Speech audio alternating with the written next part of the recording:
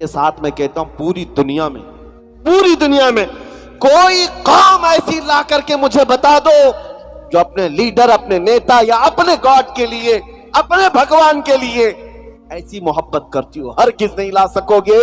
صرف دنیا میں تنہا یہ مسلمان قوم ہے، اس میں بھی اہل سنت و جماعت عاشقان مصطفیٰ کی جماعت ہے، جو نہ کبھی اپنی گردن کی پرواہ کرتی ہے، نہ اپنے مال و متاع کی پرواہ کرتی ہے۔ جب نام مصطفیٰ کی بات آتی ہے، نہ انہیں دن کا پتہ ہوتا ہے نہ رات کا پتہ ہوتا ہے، وہ باہر نکل کر کے کہتے ہیں جو جان مانگو تو جان دے دے، جو مال مانگو تو مال دے دے، مگر یہ ہم سے کبھی نہ ہوگا نبی کا جاہو جلال دے دے۔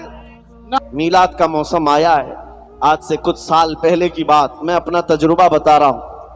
میں سفر سے اترا تھا، ٹرین سے، ایک نوجوان آیا، 12 ربیع الاول شریف کا دن تھا، اس دن جلوس اور سارے لوگ خوشیاں منا رہے ہوتے۔ میں صبح فجر کے وقت سفر سے اترا، ایک نوجوان مجھ سے کہنے لگا کہ حضرت آج حضور کی پیدائش کا دن ہے، ساری دنیا خوشیاں منا رہی، ہم بھی جلوس کریں گے ظہر بعد عصر بعد جو بھی، لیکن کچھ ایسا عمل بتائیں کہ میں وہ آج کر کے حضور کی روح کو خوش کرنا چاہتا ہوں، کوئی ایسا عمل بتائیں۔ میں نے ایسی چلتے اس نوجوان سے کہا کہ دیکھ، نبی کریم صلی اللہ تعالی علیہ وسلم کی ایک پاکیزہ عادت تھی کہ حضور بوڑھوں کا اور کمزوروں کا بوجھ خود اٹھا لیا کرتے، اور نبی کریم صلی اللہ تعالی علیہ وسلم کی یہ عادت کریمہ مشہور تھی، جب بھی آپ کسی کمزور کو یا بوڑھے کو دیکھتے اس کا سامان اٹھا لیتے، یہ حضور کی عظیم سنت ہے۔ وہ نوجوان اتنا سن کر گیا، مجھے پتا نہیں تھا، بعد میں اس نے خبر دی۔ وہ ٹرین سے اترنے والے مسافروں کو دیکھتا رہا، ایک بوڑھی عورت اتر رہی تھی 2 بڑی تھیلیاں لے کر، یہ گیا نوجوان، کہا اماں جی مجھے دے دو، میں لے کر چلتا ہوں۔ وہ بحث کرنے لگی، تو ہے کون، میں تجھے سامان کیوں دوں؟ وہ ضد کرنے لگا، میں آپ کی مدد کے لیے آیا ہوں۔ اس خاتون نے کہا کہ میاں نہ تو کلی لگتا ہے نہ کوئی حمال لگتا ہے، میرے سامان لے کر بھاگ گیا تو؟ اس خاتون کو اس نے کنونس کیا، سمجھایا کہ بات حقیقت یہ ہے کہ آج میرے نبی محمد رسول اللہ تعالی علیہ وسلم کی پیدائش کا دن ہے، اور ان کی عادت تھی کہ وہ بوڑھے لوگوں کا بوجھ اٹھاتے، آج میں آپ کے سامان کا وزن اٹھا کر ان کی ادا پر عمل کر کے ان کی روح کو خوش کرنا چاہتا ہوں۔ خاتون نے اتنا سنا تو دونوں تھیلیاں دے دی، تھما دیا، نان مسلم تھی۔ جوان نے کہا میں اس کے سامان اٹھا کر لایا، تھوڑی دور کے بعد اس کو ٹیکسی میں بٹھا دیا اور وہ چلی گئی، نمبر شیئر کر لیا تھا۔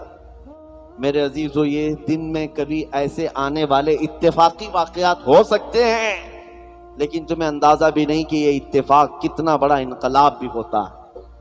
6 مہینے گزر گئے، وہ نوجوان کہتا ہے اس خاتون کا مجھے فون آیا، کہتی ہے بیٹا تو جانتا ہے آج سے 6 مہینے پہلے تو نے میرے شاپر اٹھائے تھے، تھیلیاں اٹھائی تھی، اور تو نے بتایا تھا تیرے پروفٹ محمد صلی اللہ علیہ وسلم کا جنم دن ہے، اس دن تم ان کی آتما کو، ان کی روح کو خوش کرنے کے لیے کام کر رہے تھے۔ کہا ہاں اماں پہچانتا ہوں۔ کہا کہ اس دن میں جو آئی، اس دن سے لے کر آج تک تیرے نبی کی سیرت ہی پڑھ رہی ہوں،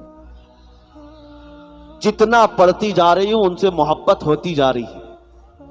میں نے کبھی سوچا نہیں تھا، دنیا میں سنا تو بہت تھا محمد صلی اللہ علیہ وسلم کے بارے میں، لیکن پڑھنے کا کبھی اتفاق نہیں ہوا، جاننے کا بھی اتفاق نہیں ہوا۔ ایک دن تو نے میرے شاپر کیا اٹھا لیا، تو نے مجھے مدینے کے قریب کر دیا۔ آج میری رات گزرتی نہیں ہے جب تک تیرے نبی کی سیرت نہیں پڑھتی۔ مسلمان ہوئی نہیں ہوئی یہ بات کی بات، لیکن میرے عزیزو تمہارا ایک اخلاق دنیا کے لیے ترجمان بن جاتا ہے میرے نبی کا۔ آپ ہلکے میں نہ لیں، تمہارا چلنا پھرنا یہ بتاتا ہے کہ تم کس کے غلام ہو۔ کبھی تم اگر میلاد کے جلوس میں ڈی جے بجا کر ناچتے ہو تو پھر یہ اخلاق نہیں ہے، دنیا اس سے منہ پھیر لیتی ہے، کتراتی ہے اور پھر بھاگنے لگتی ہے۔ کیا اس محمد عربی کے غلام ایسے ہی ہوتے ہیں؟ تو پھر فرق کیا ہے؟ وہ جو نشہ میں ناچتے ہیں اور ان میں فرق کیا رہ جاتا ہے؟ اسی لیے میرے عزیزوں یہ میلاد کا موسم آتا ہے تو ناچ کر تھرک کر کے اپنے خواہشات کو مکمل کرنے کے لیے نہیں آتا. سڑکوں پر اترے تو تمہاری نظر